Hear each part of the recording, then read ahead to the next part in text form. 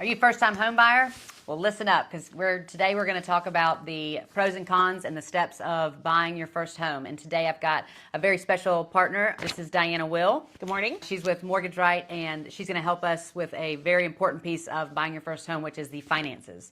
So I always tell people when they're buying their first home to get their finances in check. Isn't that what you would say would be the first step? Yes. Finances matter so much with buying. I tell people all of the time, you do not fill up a grocery cart at Walmart with no plan on how you're going to pay for it. Right. This is the biggest financial decision of your life. It is so important to be prepared, have a game plan, and understand what you can afford and if you want to afford that. Great point. Great point. So knowing what debts you have, making sure that you get your monthly budgets in check, and we'll get into the do's and don'ts of your credit and how your purchases affect that later on in the segment. So, saving for a down payment. That's something that's super scary, but it doesn't really have to be. What's your perspective on, does everybody have to put 20% down now? I think it's like the down payment is the biggest myth in real estate. Everybody thinks you have to put 20% down. That's not true. Okay. If you want to put 20% down, you can. The magic number in 20% is where you stop paying PMI.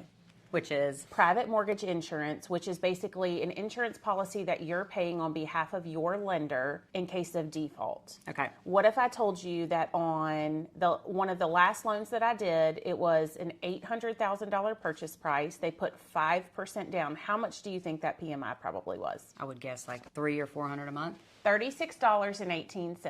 Okay. Hashtag worth it. Okay. $36.18. Now, there are things that go into where that number comes from. Okay. Obviously, good credit, having more than one borrower on a loan makes a difference. But my point in telling that story is that you don't know. Nobody really knows. Having a no pressure conversation with me opens up all of those questions and lets you really understand what your monthly payment looks like. Right. We are in a monthly payment driven world. Yes. What that note looks like matters, and where those pieces come from matters. Right.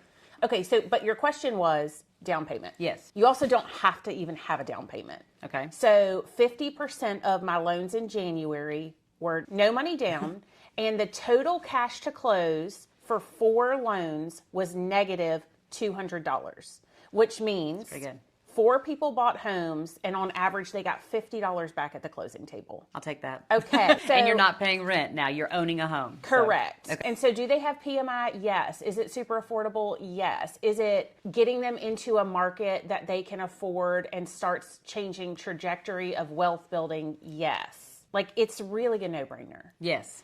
You're paying someone's mortgage if you're renting. It's just not your own. So. Correct. Yeah. And you can do it with no money down. Truly, and if you're renting, you're paying probably first and last security deposit. So a lot of times, if you work with the right lender, we can get you into something that you own for cheaper than the cost of getting into a rental. And then you can sell it in 3 to 5 years and make a great ROI on it. So correct. A minimum of 5 to 10%. Right. So you have your budget and your savings in motion. So what's next in regards to getting pre-approved? So then what would somebody do for getting pre-approved? So the next step really is, I would say the number one thing is really like the credit score. That is, your credit score is going to tell us what bucket we're going to put you into. Can we put you into a no money down bucket? Do we need to put you into an FHA bucket? Are you in a conventional bucket? And then based on where your credit score allows you to go, will determine your down payment. Right. So credit score, the highest, the best. Credit score a few years ago didn't matter so much. Right. Now, in a rate sensitive environment that we're in, your credit score does matter. Yes. And so I would say you can do, if you have a 580 credit score, you can buy a home. Yes. Now, you can't have a low credit score and no money down. Right. Right? So, this has to make sense. If you know somebody doesn't pay their bills and they want to borrow $250,000 from you, are you going to say yes? No. Probably not. Right. So, maybe we've had a credit issue, but we have made some strides and we have some money down. Right. Would you consider this now? Right. You know what I mean? So, it's got to make sense. So if we have a lower credit score, if we have an old bankruptcy, you know, like things happen. Right, You right. know, and that's not a shameful, that never needs to be a shameful conversation. Right. Things happen in life. It's totally fine. It's why we have credit. It's why there's credit forgiveness. It's why Exactly. there's bankruptcy. All of these things happen. Right. So, but if you have a lower, I would say if you have below a 640 credit score, you need to anticipate putting some money down. 3.5% to 10% down if you're in a position where you've Right. got some resources. What about if you don't have any credit? They don't have a lot of debt. What happens then? You really need to establish credit. Okay. So there are some really cool things that you can do to establish credit. And so I would say my favorite is if you have a credit-worthy spouse or Okay. parent, have them add you as an authorized user to one of Right. their oldest credit cards. Hear me when I say a credit-worthy spouse or parent, okay? This has to be somebody who is paying the bills Right. on Time. time, every month, paying it down, paying it off. So what's going to happen is they're not even going to pull your credit to add you as an authorized user. So you're not getting the Okay. ding of the credit pull, and essentially you are leeching Yeah, you get the benefits. your friends, loved ones, good Credit. credit history, and their good payment. Okay. So that's one of my favorite ways. And then once you do that without a credit pull, it should open up some doors for establishing your own credit. Right. Credit is, like I say, the rule of threes. Okay. You want to have 3 lines of credit. You want Which to would be what? What could be 3 examples? I mean, you could have a student loan, a car payment, an authorized user on a credit Okay. card. I mean, anything that reports to credit bureaus Okay. would be like, so a Netflix account's not going to be a credit line. I mean, Hulu. Right. Those things like car insurance. Okay. That's not going to be a line of credit. Okay. So something that reports to your credit bureau Okay. on a monthly basis. 3 of them. 3. And then you want to use less than 33% of the credit. So if you have a credit card with a $3,000 credit limit, Okay. you want to keep your monthly running balance below $1,000. Okay. Okay. So 3 lines of credit, less than 33% usage, never Cool. be 30 days late. People don't understand the consequences of a 30-day late payment. Even if it's on a credit card, a mortgage, it doesn't matter. Okay. You're going to lose 75 to 100 points instantly. That's a come you back from. can, but Yeah. it's a hard hill to climb. And Right. so another conversation that we have with credit too is like, I like to think of it as like one of those old timey scales, you know, like when the doctor used to put a baby on and it shifted. Right. Okay, so you've got a good side and a bad side. So if you only have 3 things over here Okay. and then you've got 1 late, it's really hard to Right. to shift the scales back to center. Okay. You know what I mean? And Yep. so it's easy to shift the scales back to center if you have had credit for 20 years. Right. If you're a baby, nobody expects you to have Right. an 800 credit score, but one day, and that's you're what going down. happens for our young Okay. buyers is they have a credit card, they max out, they don't pay it, and that one $400 credit card has now cost you $3,000, 7 years of shame. If that's you, like, don't let that happen. If you have a job, like, we can dig out Right. of this, and we can Right. get you probably, like, if you do what I tell you to do, we can get you into something in 6 months. For sure. You But just have to can't- stick to the plan. You can't run from it. Yeah. You know what I mean? Like, Right. it's going to keep coming back. So let's Right. just deal with it head on and know, like, it's judgment free. Correct. So you get pre-approved. You've already done all your savings, your budget. You get pre-approved. Then what's next? Then you want to work with a really good real estate agent. So you want to get a great real estate agent. That's a huge. There's so many. I mean, to her point earlier, it's the largest financial decision of your entire life, and it's insane that there's. You know, we're all independent contractors, so we are regulated by Alabama Real Estate Commission, but we all operate our own business. So making And sure we are all not created equal. Right, right. But we want to make sure that you get somebody that knows that is going to put your best interest in, you know, first, always and forever. That's on your side. So make sure next that after you get pre-approved, you're going to get a good real estate agent. Okay, but I think we don't need to just fluff over that. Right. State license when I was 21. I'm not a realtor anymore, but I do surround myself with really good Yes. realtors. Only, yeah. And so I would say that there are things that I see happen is people take advice from somebody who has not bought a home in more than 3 years. And if they're not in the market, they do not know. And just because they got a 5% interest rate does not mean you're going to get a 5% Right. interest rate because you have no idea how much money they put down, what their credit score is, or Part of what town. loan program Yep. they took advantage of. And then I see people that use their bubbies, uncles, sissies, cousins That they ran into at the supermarket. that sells one house every 7 years. Right. That is not Not putting yourself in a position Right. to make be the most decision. successful. Yeah. Correct. So finding a realtor who is a full-time professional realtor, that this is their career. This is what they do. They're in the market every day. They're on the MLS every day. They have their finger on the pulse. Because it's very our market's ever changing, right? So not just every every year, obviously it's different, but I mean, week to week, depending upon the market and depending upon which part of town you're in, I mean, you need someone that's a professional that knows that area like the back of their hand, and also, it knows the people and the other realtors in that area, right? So the negotiating, it comes easier, and it just is more, it's a better, smoother transaction. But just somebody that has your best interest at heart and listens to what you want and what you need, and maybe isn't just trying to sell you a house that's at the top of your budget, like trying to make sure that, hey, let's not make you house poor. I mean, Right. Diana hates that. It really, it's awful. it really bothers It's awful. me. I know. I know. Because I mean, honestly, we have had people, and we want people to continue to come back to us and just because we care, but we want people to trust us and know that everything we do is in their best interest. And we're not going to put you in a house that, you're not going to be able to sell, down the road and make some money off of, Right. I mean, that's real estate's an investment. So that's a good point. Investment. It's a great investment.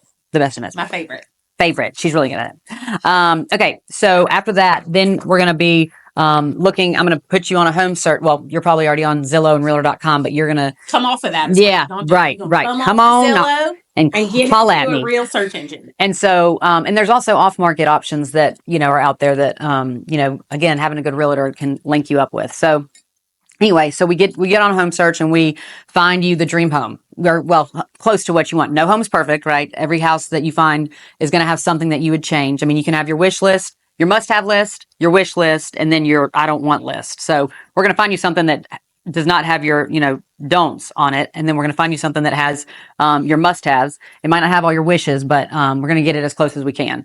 So we locate that, and then we start, we make an offer and we do the negotiation piece. So when we do that, we're already going to be pre-approved or pre-qualified. Let's talk about that actually. What's the difference in pre-approval and pre-qualified? Okay. So and this is why it's so important to work with a lender who knows what is going on. Right. Okay.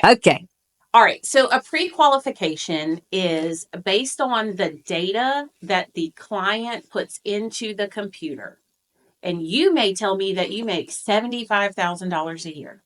And you may actually make $75,000 a year. But you know what? We may not be able to use $75,000 Why not? a year. Because you may have only been on your job for 12 months and we can't use any of that overtime. Because you have to be on your job for how long? 2 years. 2 years. Key point. Now, you could have been on your job. You could have had, have gotten overtime for 2 years. Okay. But if you're working with somebody who doesn't know the guidelines, right, you're going to be out shopping for a home you can't actually buy because they haven't looked at your paperwork. Wasting people's time. Wasting your own time. Yeah. And so that's the thing. It's like, if you go to Walmart and you buy all name brand things, okay, does it feel as good to put all of that back on the shelf and buy great value? Hard no. And why is that?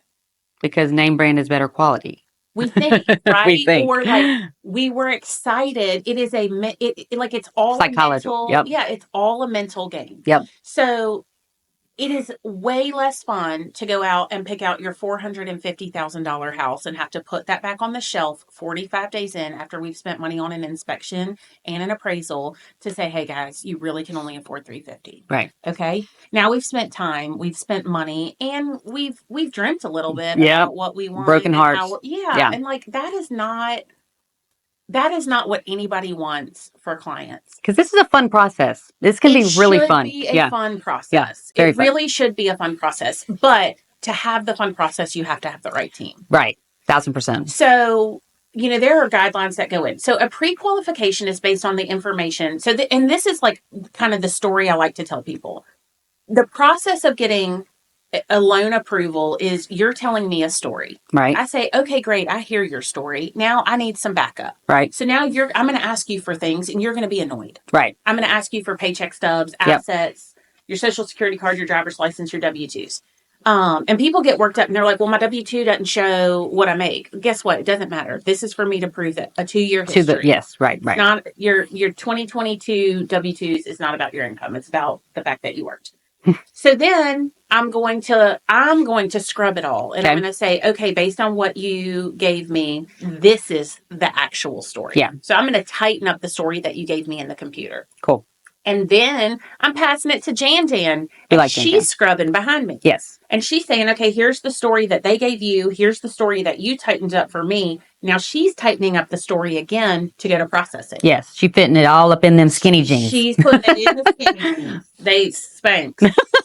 And then Jan's passing it off to Jametta. Okay. And Jametta, and this is all behind the scenes. Nobody knows all of this is happening. But you now, need a team. But now Janet's passing it to Jametta. Okay. Jametta's scrubbing Janet's work.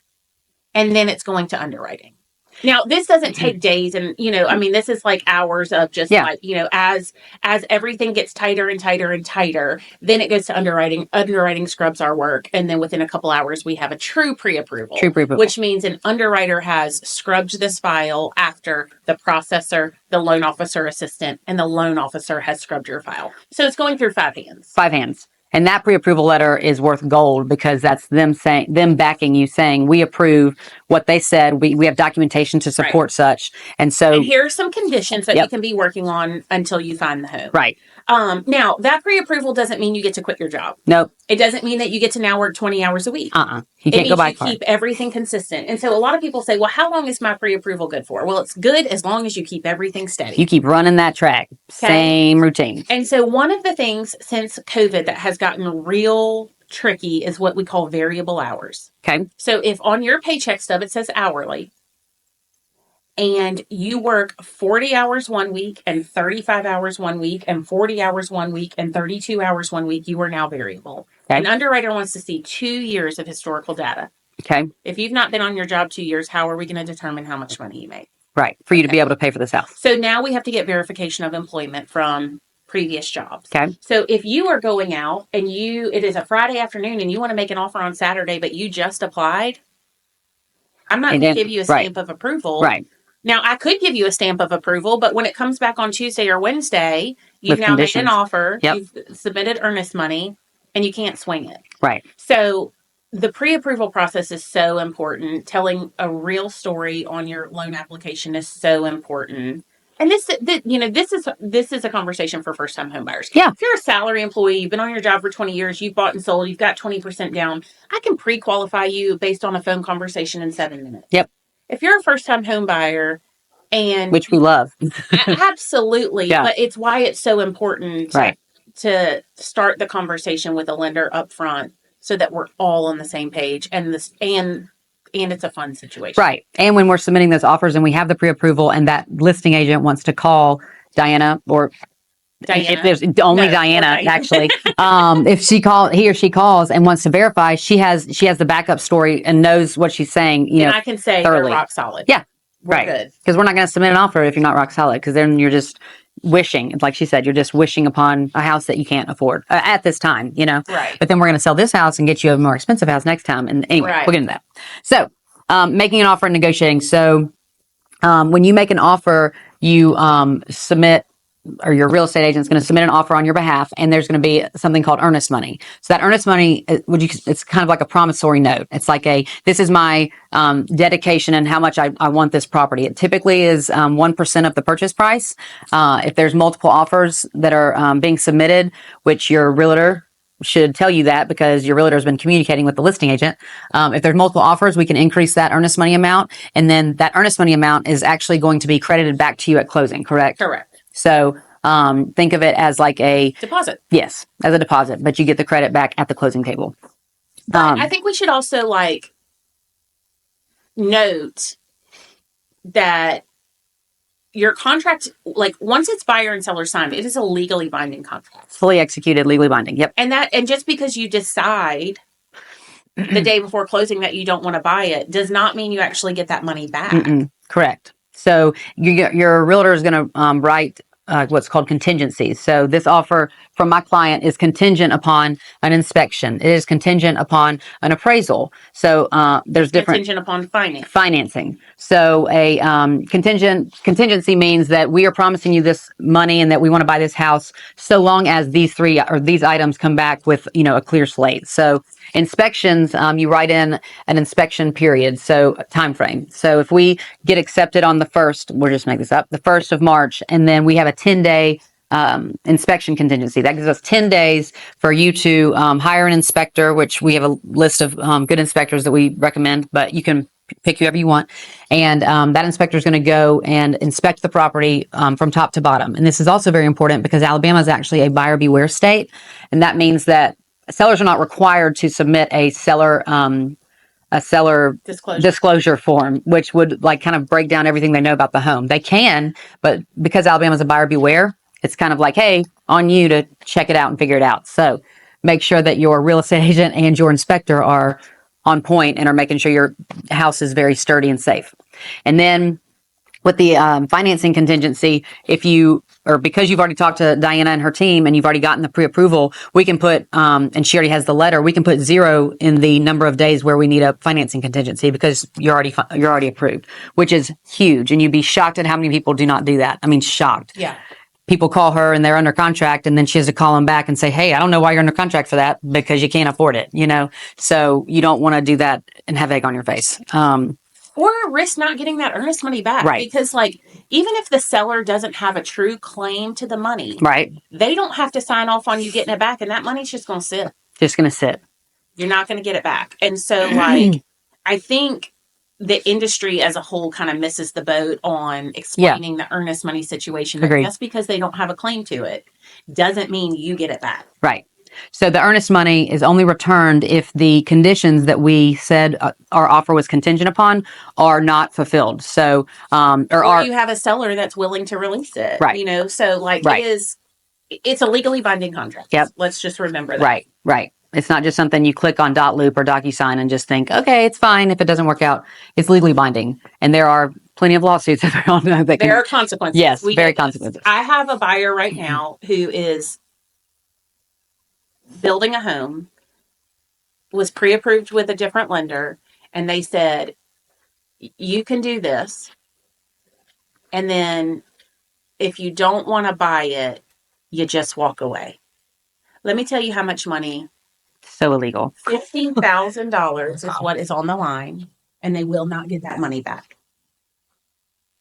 Does that make you sick? Yeah, that makes me want to vomit. Okay, so $50,000. That's some people's houses. So this is why we work with reputable lenders. Yep. Who, this is just like realtors. This is their career. Full time. This is what they do. We know the guidelines. Yep. We have, just like your negotiations and your co-op relationships matter, our relationships within our operations. 1,000%. You know what I mean? Like I can pick up the phone and call my owner and say, hey, I need to hash this out with you. Right. And he helps me. Yep. You know what I mean? Yep. And so like making sure you're working with somebody local to where you're buying. Yes. Within, Yeah. I'm saying like you're not going to buy a home in Birmingham and work with somebody in California. Right. You're going to work with somebody in the greater Birmingham area. Correct. Or somebody that at least, like I still do business other down places, at the Gulf. Right. But I'm a local lender. Yes, 1,000%. So good reputation, not an online lender. Right.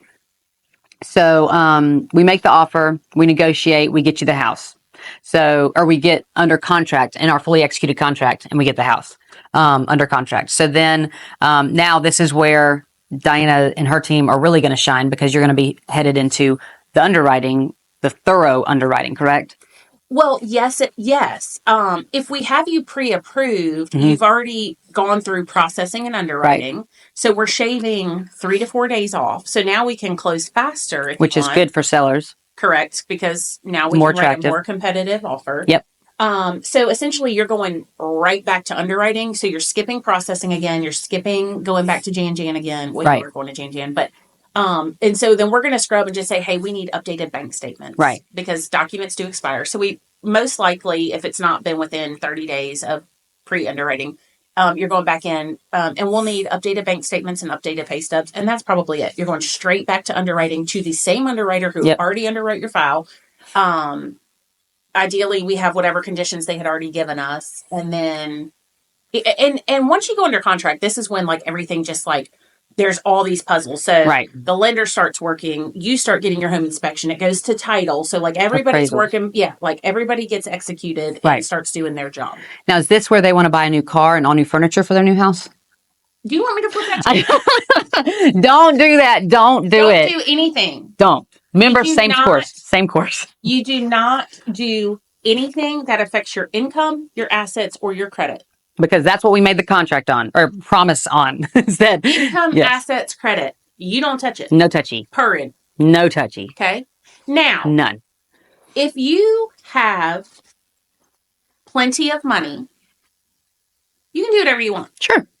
Okay. Yep. If you want to go buy a car, you need to talk to me because you may have to pay that car off or turn Right. it back. You know what I mean? Like, so if this conversation is for first time home buyers, Right. and if you're going to do anything with your income, your assets, or your money, I mean, we've had this happen before where he was variable. I fought the good fight. He got pneumonia. Yep. Didn't work for 2 weeks, and we couldn't close it because True he was statement. variable, and now he doesn't have a paycheck. You know, and so like things like that happen, but we have to keep it. I mean, it's Yes. 30 days. 30 days. The same step. Keep You can do anything for 30 days. Keep the rails on whatever. Right. The bumpers, yes. Keep the bus on the thing. We're the wheels. Staying where you're going. The bus stays. Train on the tracks. Train on the tracks. Stick the train on the track.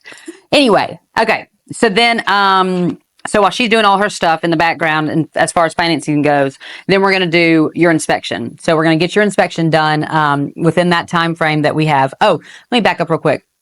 Once we go under contract, I have a contract to closing checklist for you. So it's going to have dates and task items and when those items are due and how much earnest money you owe and where to send it and where closing is, time, blah, blah, blah. It's very organized and outlined for you to follow because to her point, you have all these different webs and all these different things going on that it's impossible to keep up with unless you have a good lender that's updating you, a real estate agent that's got you in line and got you organized and ready for the next step. Because honestly, if we don't meet all those criteria, the seller can go on to one of those other offers that came through, you know? And so our job is to make sure you get the house that you really wanted and give you all the tools and assets that you need to make sure that happens.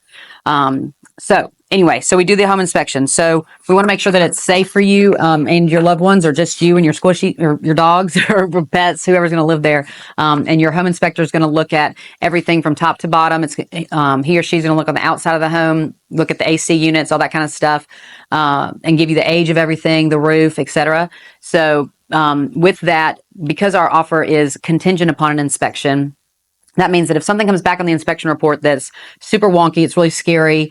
If it's something like foundational or something, depends on how much you want the house. There are foundation specialists and it can work out. But, if it's something that really freaks you out as a first-time home buyer and you don't want to deal with it, we can bounce. You can get your earnest money back so long as we're in that inspection contingency timeframe.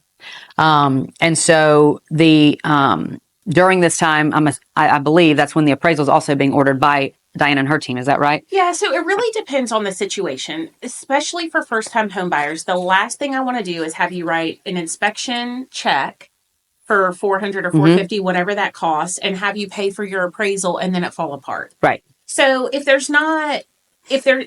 we are not pressed for time, typically we're going to wait with our first-time home buyers until you guys make it through inspection. That. Yeah, so that you guys can negotiate that out and we know you're moving forward. Perfect. And that's always our goal. Yep. And now we may order it on the back end and get it situated and cranking. Ready to go. Yeah. But then you're going to get a link and you pay for it when you're ready to pay for Perfect. it. And we know that we're moving forward and Perfect. then we've got it all like set up and ready. And then the appraisal will just go ahead and go the right way. Right. Where yes, it doesn't even become a condition that we can't overcome. Correct. So then once all of that's done, she's going to get what's called the CTC. And what's that? Clear to close. Clear to close. And you'll get emojis and it's just so exciting. And we have little and memes. You get a song from Rachel. Yeah, you get a song. It's clear to close. It's so exciting. So clear to close means, well, you explain what it means. All right. So clear to close means it's our final loan approval. That means we are done with your bank accounts.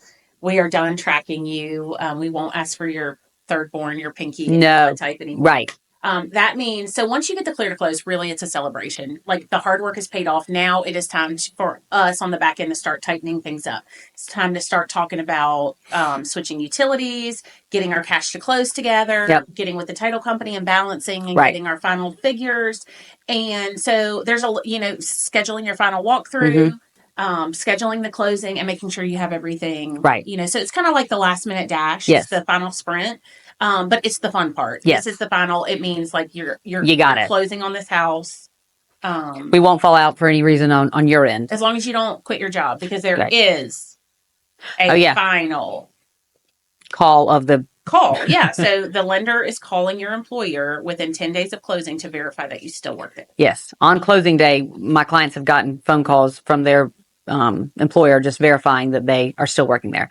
So then we'll do a final walkthrough of the home, of the property, so that way we can just put eyes on it. And when, Joe Schmo moved out, that they didn't put holes in the walls or they didn't take light fixtures they weren't supposed to, anything permanently affixed to the property. It was to stay. The house hasn't burnt down. Yeah. We need that house to be standing. Yep. We need it to be a house. So we'll do the final walkthrough really close to closing, and then we'll get to closing. And on the way to closing, you'll probably receive a video from me, and the video is personalized to you, and it's really good. It's really good. It's good. Really good. Rachel and was it's made for Broadway. It was definitely, I was meant for Hollywood. And so, right. And I'll take Broadway too. And so anyway, I'll send you a video because we're just so excited. And sometimes she's in it. It's super fun. But when you get to closing, I'm going to have a little book for you because I'm 95 years old, but I love paper. But I want you to have a reference point because I'm a millennial. And let me just tell you, there's plenty of us that don't give us a good rap because we just have everything saved on the iCloud. We have everything saved, on a drive somewhere, We don't know where it is. If you have a book that's like a bright color that has your address on it and it's like, this is that book that I made fun of Rachel for, but if you need something for your house, it's going to be in that book.